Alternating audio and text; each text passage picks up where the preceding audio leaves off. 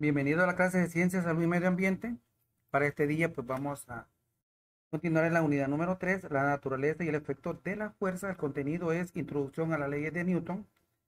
Para octavo grado, video 1. Te saluda el profesor Roberto. Esta es la semana 5. Introducción.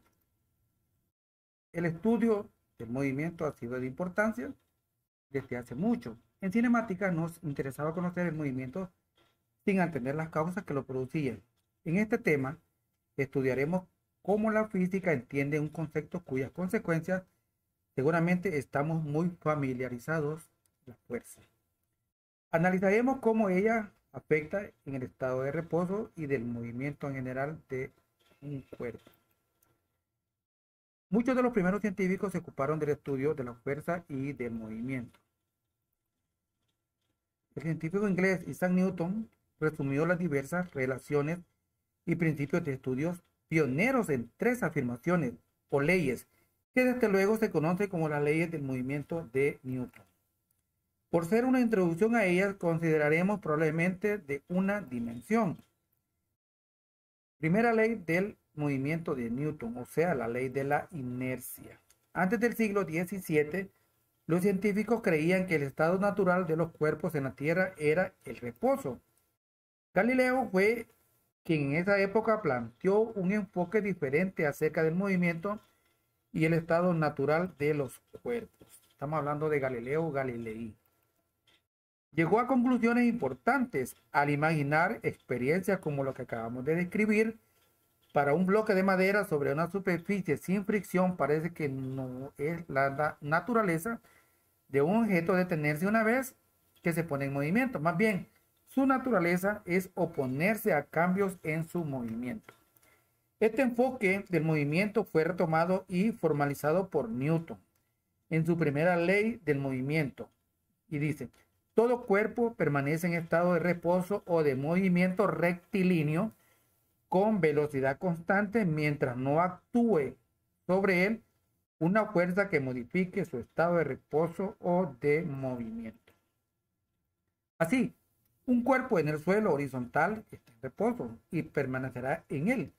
Y suponiendo que la superficie sobre la que se encuentra está en equilibrio y solamente se moverá cuando lo impulsemos con otro y se detendrá por la acción del rozamiento con ¿qué? Con la superficie. Si la sumatoria de la fuerza es igual a cero, eso quiere decir, es la expresión del sistema de fuerza actuando sobre un cuerpo, sistema mecánico. Esa fuerza está en equilibrio. Esta expresión se conoce como la primera condición de equilibrio para la traslación.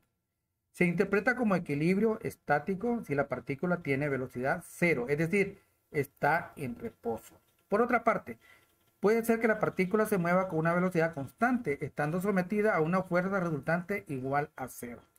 En este caso se dice que la partícula se encuentra en equilibrio dinámico. La primera ley de Newton, también conocida como la ley de la inercia, define asimismo lo que llamamos un sistema de referencia inercial. Un sistema de referencia inercial es un cuerpo que se encuentra en reposo o moviéndose en una línea recta a velocidad constante con respecto a otro cuerpo que se encuentre ya sea en reposo o en movimiento rectilíneo uniforme.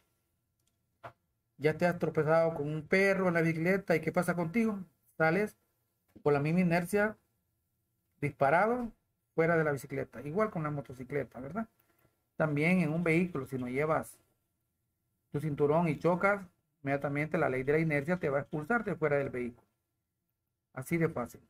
Por ejemplo, un tren que se mueve en una línea recta a velocidad constante es un sistema de referencial inercial, ya que en él un cuerpo en reposo permanecerá en reposo y una canica que se deslice sobre un vidrio sin fricción se moverá en línea recta a una velocidad constante con respecto a ¿qué? Al tren, independientemente de la velocidad de este. Segunda ley del movimiento de Newton, o sea, la ley de la fuerza. Identifica cómo se llama. La mayor parte del movimiento que observamos es el resultado de unas fuerzas no equilibradas. Sin embargo, sacar del equilibrio una pelota de fútbol es de las cosas más fáciles y divertidas que podemos hacer jugando. Nuestra experiencia nos dice que es más fácil cambiar la rapidez y la dirección de un objeto con una masa grande que la de un objeto de menor masa. Esto se debe a que el objeto de menor masa tiene menor inercia y por tanto menor oposición a los cambios del estado del movimiento. La masa es una medida de la inercia. Estas experiencias fueron resumidas por Newton en su segunda ley del movimiento. La aceleración de un cuerpo es directamente proporcional a la fuerza neta que actúa sobre él e inversamente proporcional a su masa y tiene la dirección de la fuerza neta. Y vemos una imagen de la segunda ley de Newton, ley de movimiento. La segunda ley de Newton establece la relación que existe en tres magnitudes básicas para el estudio del movimiento: fuerza, masa y aceleración.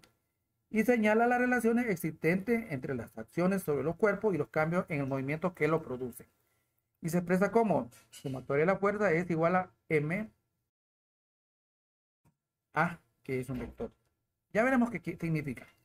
Esta ecuación indica que si la fuerza aplicada tiene la misma dirección y el sentido del movimiento en la m del cuerpo, su rapidez se incrementará, que es la aceleración, la a. Aplicando el sentido contrario, reducirá la rapidez del cuerpo. Aplicar en forma perpendicular provocará un cambio en la dirección de su velocidad. Te queda un pequeño cuestionario desde la 1 hasta la número 11. Contéstalo correctamente.